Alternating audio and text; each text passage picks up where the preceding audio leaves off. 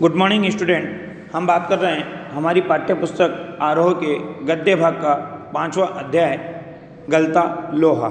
इस पाठ के भूमिका में हमने देखा कि किस प्रकार से लेखक शेखर जोशी ने जो समाज में जातिगत विभाजन है उस जातिगत विभाजन पर किस प्रकार से एक ब्राह्मण वर्ग के बालक और एक लोहार वर्ग के बालक का उदाहरण देकर के टिप्पणी की है।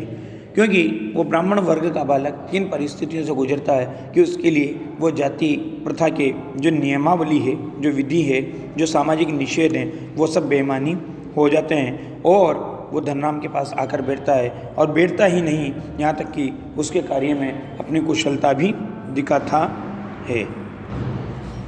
दोनों मित्र जब एक दूसरे से मिलते हैं तब मोहन की कार्य कुशलता को देखकर धनराम आश्चर्यचकित होता है। दोनों की बातचीत होती है और दोनों अपने बचपन में खो जाते हैं। उन्हें स्कूल की याद आती है। स्कूल के साथ साथ मास्टर त्रिलोक सिंह की याद आती है।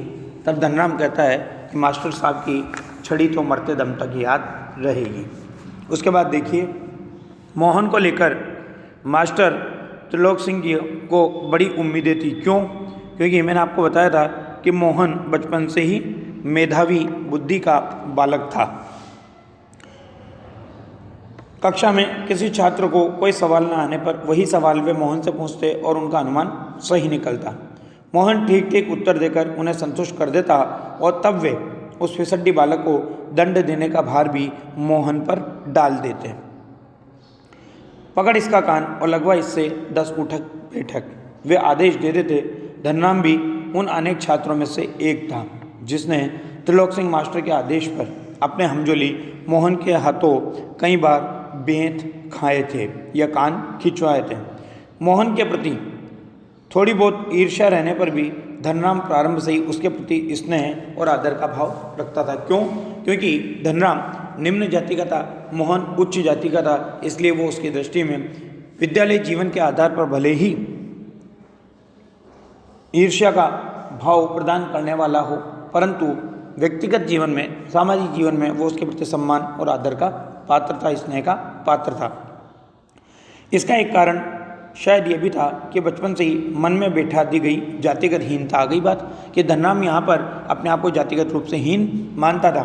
तो इस जातिगत हीनता के कारण धनराम ने कभी भी मोहन को अपना प्रतिद्वंद्वी नहीं समझा, बल्कि वह इसे मोहन का अधिकारी समझता रहा था। क्यों? कि भाई उच्च वर्ग के लोग निम्न वर्ग के ऊपर अत्याचार करते हैं, ये अधिकार उनको मिला हुआ है, ऐसा उसका मानना था, जो कि बिल्कुल गलत था।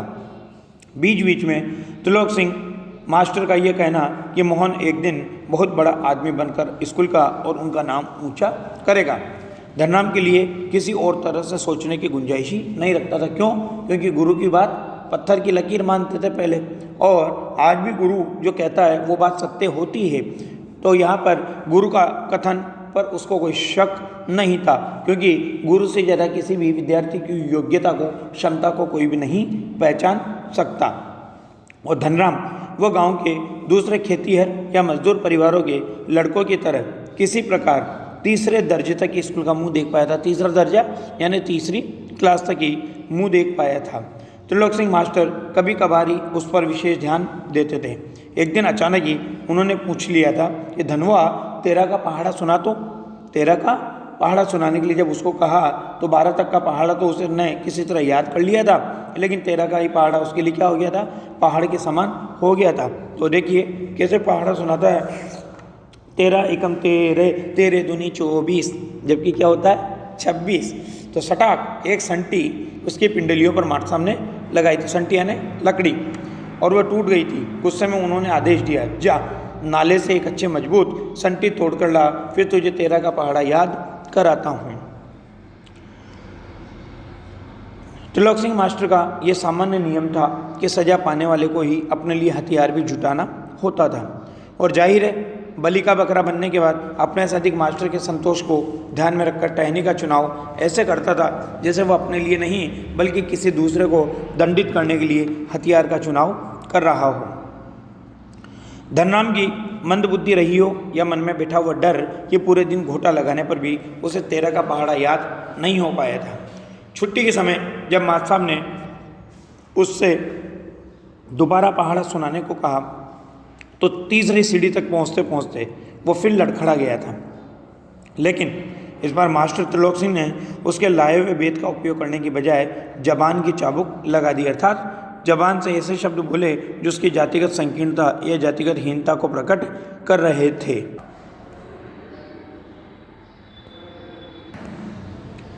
और उससे कहा था कि तेरे दिमाग में तो लोहा भरा है रे, विद्या का ताप कहाँ लगेगा इसमें। अर्थात कहने का मतलब है कि वो जन्मजात क्या था, लोहार था, और उसका दिमाग किस में लगा रहता था, उस लोहारी के काम में। इसलिए गुरु को ऐसा लगता था कि वो विद्या का ताप उसके दिमाग में नहीं लग सकता, जबकि ऐसा कभी भी नहीं होता। योग्यता और क्षमता कोई वर्ग देखकर, जाति देखकर नहीं प्राप्त होती।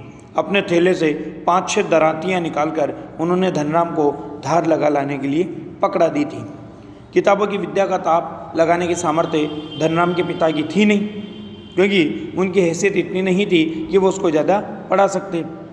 धनराम जब हाथ पैर चलाने लायक हुआ ही था कि बाप ने उसे धोकनी फूंकने या सान लगाने के कामों में उलझाना शुरू कर दिया। धोकनी वो नली जिससे फूंक मारी जाती है। और फिर धीरे धीरे हथौड़े से लेकर घन चलाने की विद्या सिखाने लगा। घन मोटा हथौड़ा जिसे कहते हैं वो घन होता है। फ़र्क इतना ही था कि जहां मास्टर त्रिलोक सिंह उसे अपनी पसंद का बेंत चुनने की छूट दे देते थे, वहीं गंगाराम इसका चुनाव स्वयं करते थे। और जरा सी गलती होने पर छड़, बेत, हत्ता जो भी हाथ लग जाता उससे से अपना प्रसाद उस धनराम को दे देते थे। गंगाराम कौन? उस धनराम के पिता।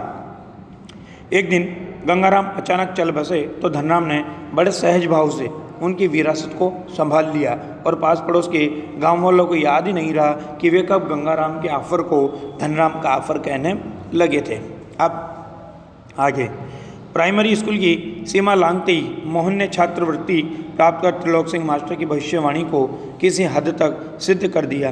तो साधारण हैसियत वाले यजमानों की पुरोहिताई करने वाले बंशीधर जी तिवारी का हौसला बढ़ गया, और वे भी अपने पुत्र को पढ़ा लिखा कर बड़ा आदमी बनाने का स्वप्न देखने लगे। इसलिए पीढ़ियों से चले आते हुए पैतृक धंधे ने उन्हें निराश कर दिया था। दान दक्षिणा के बूते पर वे किसी तरह परिवार का आधा पेट भर पाते थे। मोहन पढ़ लिख कर वंश का दारिद्र्य मिटा दे, यह उनकी हार्दिक इच्छा थी। मतलब मोहन पढ़ लेगा लिख लेगा तो परिवार की गरीबी मिट जाएगी और फिर उन्हें यह पैतृक व्यवसाय नहीं करना पड़ेगा। ऐसा विश्वास किसको हो चुका था? उस मोहन के पिता को। मोहन पढ़ लिख कर वंश का दारिद्र्य मिटा दे, यह उनकी हार्दिक इच्छा थी। लेकिन इच्छा होने भर से ही सब कुछ नहीं हो जाता। आगे की पढ़ाई के लिए जो स्कूल था वह गांव से 4 मील दूर था। 2 मील की चढ़ाई के अलावा बरसात के मौसम में रास्ते में पड़ने वाली नदी की समस्या अलग थी। तो भी बंशीधर ने हिम्मत नहीं हारी और लड़के का नाम स्कूल में लिखा दिया। बालक मोहन लंबा रास्ता तय कर स्कूल जाता और छुट्टी के बाद थका मांदा घर लौटता तो पिता पुराणों की कथाओं से विद्या व्यसनी बालकों का उदाहरण देकर उसे उत्साहित करने की कोशिश करते। विद्या व्यसनी यानी पढ़ने में रुचि रखने वाला। तो आप क्या करते? पिता उसे ऐसी कहानियाँ क्यों सुनाते ताकि उसकी हमेशा विद्या में शिक्षा प्राप्त करने में रुचि बनी रहे और उनका सपना साकार हो सके। एक घटना ऐसी घटी कि वो भयभीत हो गए। वर्षा के दिनों में नदी पार करने की कठिनाई को देखते हुए बंशीधर ने नदी पार के गांव में एक यजमान के घर पर मोहन का डेरा तय कर दिया था। डेरा रहना। घर के अन्य बच्चों की तरह है मोहन खा पी कर स्कूल जाता और छुट्टियों में नदी उतार पर होने पर गांव लौट आता था। संयोग की बात, एक बार छुट्टी के पहले दिन जब नदी का पानी उतार पर ही था और मोहन कुछ घसियारों के साथ नदी पार करके घर आ रहा था। घसियारे घास काटने का काम करने वाले लोगों को कहा जाता है घसियारा। घसियारों के साथ नदी पार करके घर आ रहा था तो पहाड़ी के दूसरी ओर भारी वर्षा होने के कारण अचानक नदी का पानी बढ़ गया। पहले नदी की धारा में झाड़ झंकाड़ और पात पतेल आने शुरू हुए तो अनुभवी घसियारों ने तेजी से पानी को काटकर आगे बढ़ने की कोशिश की, लेकिन किनारे पहुँचते न पहुँचते मटमैले पानी का रेला उन तक आ ही पहुँचा। वे लोग किसी प्रकार सकुशल इस पार पहुँचने में सफल हो सके। इस घटना के बाद बंशीधर जी घबरा गए और बच्चे के भविष्य को लेकर चिंतित रहने लगे। तब